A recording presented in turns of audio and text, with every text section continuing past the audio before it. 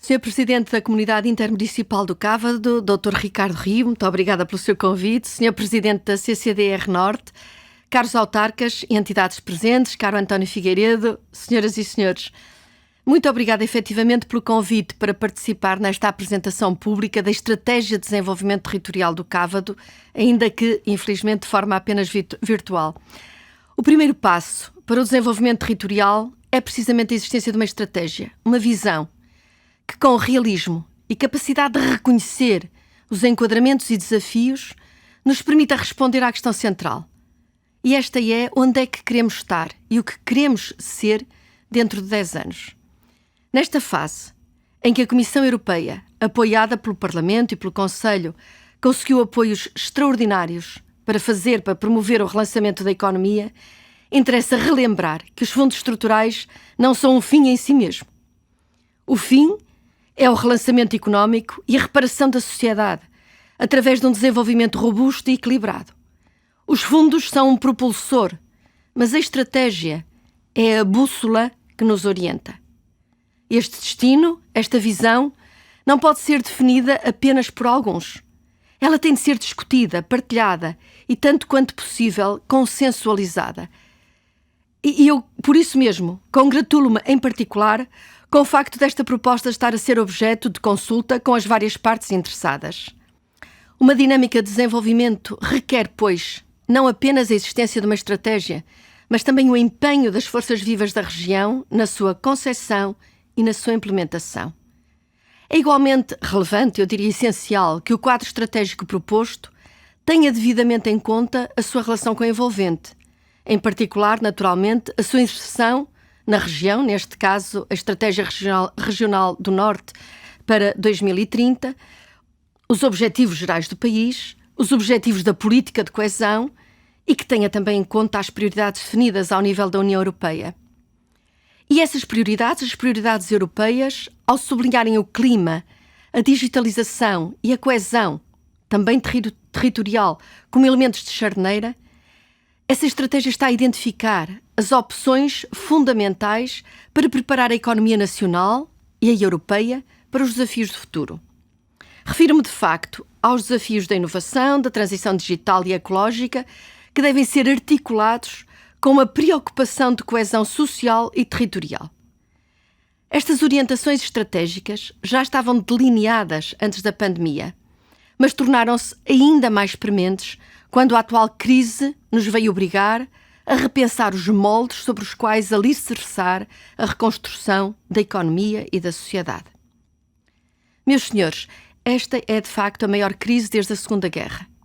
No entanto, a reação a esta crise foi também uma das maiores respostas de política pública europeia de que há memória.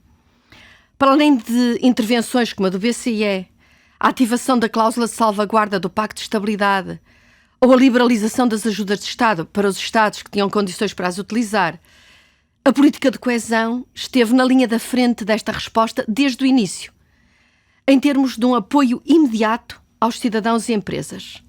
De facto, logo em abril do ano passado, 2020, lançámos 2 pacotes de medidas.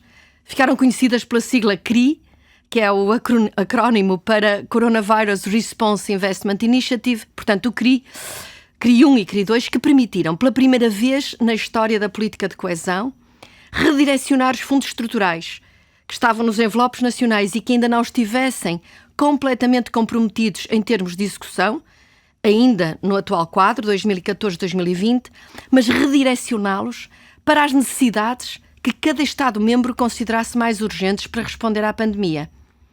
E houve opções desde comprar máscaras e ventiladores, ou apoiar as pequenas e médias empresas, apoiar postos de trabalho, apoiar aulas digitais, etc.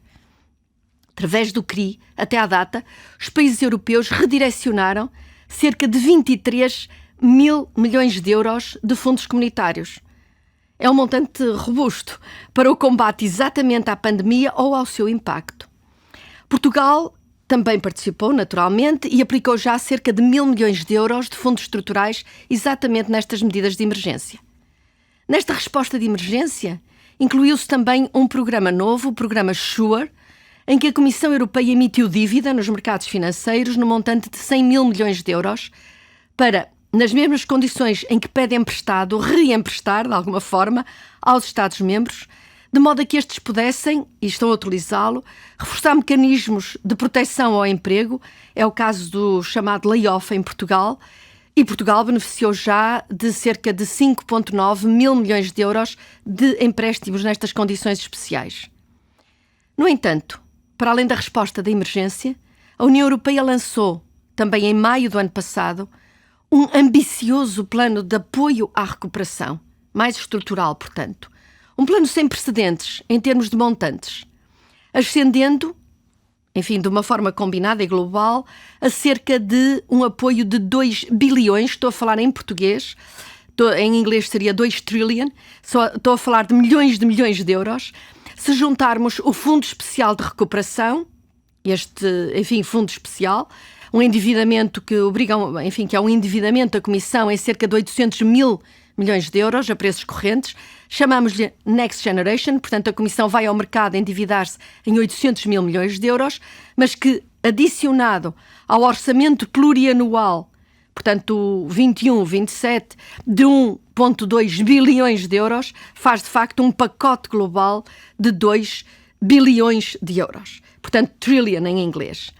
E é através desta ida aos mercados, deste Next Generation, que foi possível financiar, em primeiro lugar, o programa REACT-EU, que veio reforçar os programas de coesão atuais em 50 mil milhões de euros, dos quais 2 mil milhões para Portugal, portanto que acresce, é um extra, sobre o quadro que terminava em 2020, e é também através dele que será financiado o novo mecanismo de recuperação e resiliência, o famoso PRR, que irá proporcionar a Portugal 13,9 mil milhões de euros a fundo perdido para financiar investimentos e reformas e 2,7 mil milhões, a opção de Portugal, em empréstimos, montante que pode ir até 14,1 mil milhões, se o governo português assim o entender. Note-se, no entanto, que quando falamos do PRR estamos a falar de cerca de 14 mil milhões de euros, mas haverá uma segunda bazuca. E essa segunda bazuca é o normal apoio financeiro plurianual 2021-2027 e esse de 24 mil milhões de euros, portanto quase o dobro. E é por isso essencial pensar estratégias regionais que enquadrem e orientem estratégica e responsavelmente estes apoios excepcionais. E, em minha opinião, há 2 objetivos principais a atingir. Primeiro, a necessidade de, ao fim deste período que vamos agora iniciar, um período de 10 anos, nós termos reforçado inequivocamente a convergência entre Estados, mas também dentro dos Estados-membros. O que requer, naturalmente, que seja prestada maior atenção e maior estímulo àqueles países e àquelas regiões que menos capacidade têm de se ajudarem a si próprios, de forma a que as suas empresas possam competir com sucesso no mercado interno. Em segundo lugar, garantir que esta aceleração do desenvolvimento é feita de forma estrutural, por oposição ao mero alastramento em mancha de óleo de modelos repetitivos, frequentemente assentes em baixa produtividade, em baixos salários. Urge, portanto, reforçar a produtividade através da inovação, acrescentando valor e retendo e controlando os avanços, o progresso das fases críticas dos ecossistemas económicos mais produtivos. Portugal tem feito importantes progressos nesta área e hoje é já considerado um país fortemente inovador no quadro da União Europeia. Neste sentido, Portugal e alguns dos seus centros de investigação e empresas começam a sair do mero acesso aos fundos com envelopes nacionais pré-definidos, estes fundos contratualizados, para começarem a centrar-se, a apostar mais nos instrumentos competitivos, onde a qualidade e a excelência são premiados em concorrência aberta com projetos de todos os países. Ora, estes exemplos, é como estar a jogar na primeira liga do campeonato, e estes exemplos têm de ser reconhecidos, têm de ser apoiados e reproduzidos. Infelizmente, no entanto, esta ainda não é a norma em relação a Portugal. E apesar de classificado como um país fortemente inovador, essa é a classificação, Portugal está abaixo da média europeia em várias dimensões, nomeadamente os níveis de investigação e desenvolvimento empresarial, o registro de patentes ou as exportações de serviços intensivos em conhecimento. Por exemplo, o peso do emprego em setores de alta e média tecnologia é em Portugal de 19,2%, é metade, mais ou menos, da média europeia, que é de 37,5%. E Portugal é apenas o 19º entre os 27 Estados-membros quando nós olhamos para o índice de digitalidade da economia e da sociedade no ano de 2020. Portanto, estes indicadores significam que há uma margem de progresso substancial a explorar, quer na transmissão do conhecimento dos centros de investigação para o tecido empresarial, quer no reconhecimento, na identificação por parte das empresas do potencial de valor que reside nas universidades, nos politécnicos, nos centros de investigação, nos centros tecnológicos. Portanto, a necessidade de reforçar a solidez e robustez do crescimento interessa a todas as regiões do país, o que requer um trabalho que combine uma dimensão espacial, uma dimensão crítica, com uma escala adequada para ancorar uma estratégia de desenvolvimento e, por outro lado, o reconhecimento por parte dos países, por parte do nível central, de que se a maioria da população e das regiões que compõem esse país está estagnada, os indicadores de desenvolvimento do país serão vítimas deste lastro, do peso deste lastro, e, portanto, terão grande dificuldade em progredir. E esta banalidade tem de ser, de facto, tornada mais consciente. Nem todas as regiões terão, naturalmente, condições para se afirmarem globalmente como o próximo Silicon Valley, mas todas as regiões têm a obrigação de identificar as valências, que variam de região para região, capazes de gerar polos dinâmicos, ancorados nas respectivas vantagens competitivas. E a verdade é que, quer o norte de Portugal, quer o Cávado, têm especiais condições para uma estratégia de sucesso. As universidades, no caso do Cávado, nomeadamente a do Minho, mas também a do Porto, ou de Trás-os-Montes, os politécnicos, Aveiro, etc. Os politécnicos, os centros de investigação, os centros de desenvolvimento tecnológico, encontram nestas zonas um tecido empresarial dinâmico, com uma longa tradição empresarial e de internacionalização que tem de ser estimulada. Por seu turno, estes estímulos ao desenvolvimento e ao dinamismo empresarial têm de ser convertidos em empregos cada vez mais qualificados e adequadamente pagos, capazes de gerar riqueza com caráter permanente. No atual período de financiamento, 2014-2020, foram apoiados, e é bom que tenhamos consciência disto, na região do Cávado, quase 4.600 projetos, com uma contribuição europeia de 670 milhões de euros.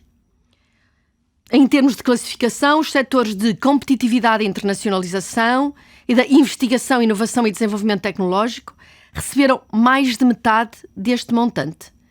E, portanto, isto tem de ser consciencializado e nós temos de ser capazes de dizer o que fizemos com estes montantes. Agora, a Estratégia Cávado 2030 tem por desafio reforçar este potencial. Todos estes setores são essenciais e requerem uma abordagem estratégica adaptada aos recursos existentes.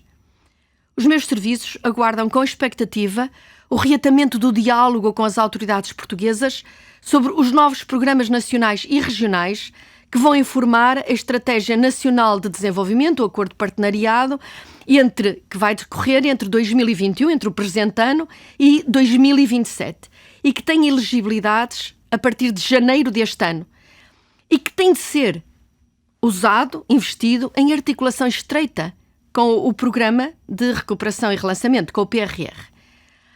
Congratulo-me por isso, com o facto de as autoridades regionais e locais, bem como as instituições e parceiros regionais, como é o caso aqui do Cávado, estarem a preparar as orientações estratégicas que, enfim, entendemos nós, servirão de base às prioridades dos novos programas. Resta-me desejar as maiores felicidades a todos os municípios e munícipes desta comunidade intermunicipal do Cávado. E sabem que podem contar com a minha disponibilidade pessoal e dos serviços da Comissão, com todo o nosso empenho para que, de facto, haja uma perspectiva sólida de um futuro melhor para todos os cidadãos dessa região, assim como de todas as regiões da Europa. Muito obrigada a todos.